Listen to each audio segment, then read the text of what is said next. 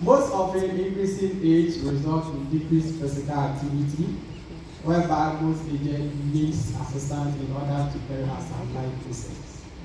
A typical example of frailty syndrome is whereby in our communities, among heavy alcoholic drinkers.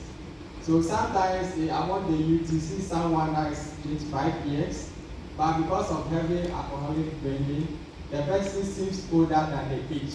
So if you see a 25 years person, the person will have more of growing length, decreased muscle masses, hair losses, dry skin, looking more older than appears. Simply, frailty syndrome is just a hereditary syndrome that is characterized by biological defect and gradually leads to impaired status. Moreover, in a situation whereby someone reports 2 or more occasions of systolic of 140 and diastolic of 20, we diagnose those persons as being hypertensives. Africa is one of the high burden of hypertensives prevalence with more than 34%. A study by Turner in Asante region found out that 37.4% of hypertensive are in Asante region. Most often in Ghana, these are some of the antihypertensives that we give to our hypertensive patients. Adherence to this medication is very effective measure for those of this condition. However, the association between adherence and frailty syndrome. So whether hypertensive taking this condition, they are also prone of looking more in that or decreased impaired physical activities than normal. So it means that this study find will contribute data on medication adherence among hypertensives and also look at the development of targeted intervention to address the concern of adherence to medication and also address frailty syndrome as a novel idea among hypertensives. So I look at prevalence, the proportion of adherence, then I eventually look at the association between frailty and adherence. So I hypothesize that adherence to medication may be associated with frailty syndrome. So this will lead to the objectives of the study where access, medication adherence, and that of frailty syndrome. So this is a cross-sectional study that I took at University Hospital KNUST. I included hypertensive patients, mostly that are on medication for 1 year and above, that consented to participate in the study. However, those that were on medication for less than a year were excluded, and those that did not consent were excluded from the study. I estimated the minimum sample size with the program formula, whereby I included 303 hypertensives in the study. I took actives. This study involved data collection, and most of the data I took was as questionnaire. I handled the data in the software Excel, SPSS, and YAML. So I look at the proportion, the frequencies by chapter. I look at most of the data I have here was categorical. So in that case, I represented by frequencies and percentage. And I did logistics regression to look at whether adherence to medication predicts frailty syndrome among these hypertensives. So in the questionnaire, I used 3 types. The first part of the questionnaire was what we call the topic ratings indicator.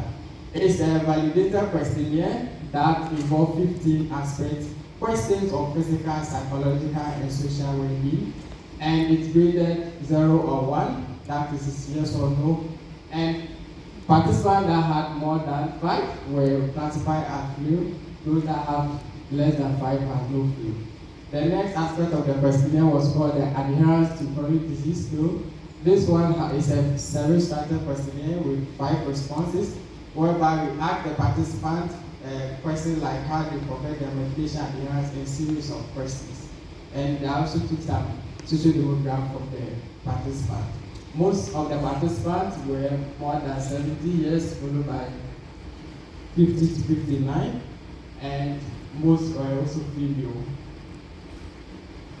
Moreover, most of them were married, and I also took some clinical data where I look at other comorbidities from conditions like diabetes, and also asked them whether they are in other medications.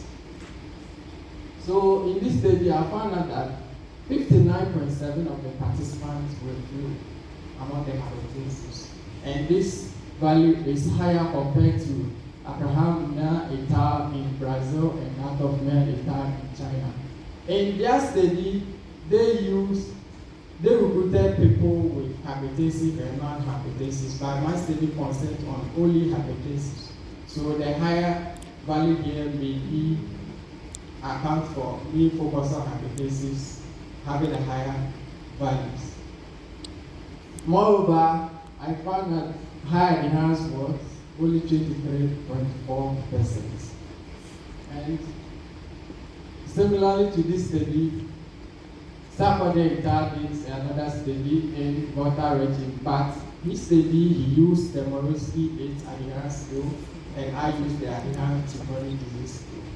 And that also account for the differences. The Sarkodie also used a long questionnaire to repeat his study in Oligo.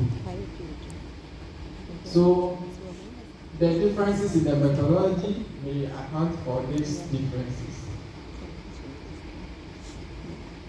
I look at whether some of the social demographics that I took will also contribute to frailty among these hypertensives, and as from literature, increasing age is likely to fail. So that is just confirmation.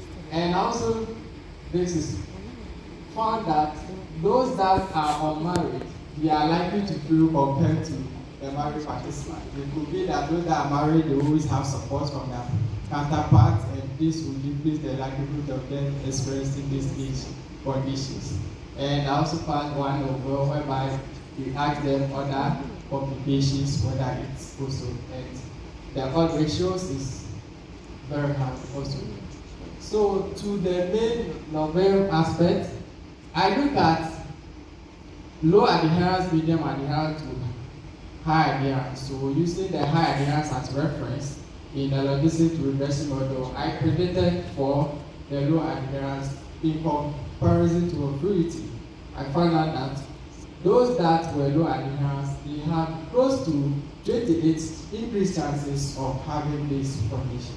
And one study by Dakar et al. And also in Poland also find similar works, and this shows that this is the only study so far also done in Poland, and this is also constant. So in conclusion, I would say that in my study I found that 6 out of 10 hypertensives are likely to experience frailty, and adherence to medication among the hypertensives is low, and low antihypertensives as a found is associated with frailty syndrome. I recommend that portable intervention to prevent frailty among hypertensives should also be targeted towards their medication adherence. And moreover, this study does not establish a causal relationship, it's just a prediction model. So prospective studies will look at other conditions, because I consider hypertension also diabetes, and I will also account for the drug-drug interaction that will contribute to this in the prediction model, although I adjusted for other co-factors in the prediction analysis. Thank you. Thank you very much.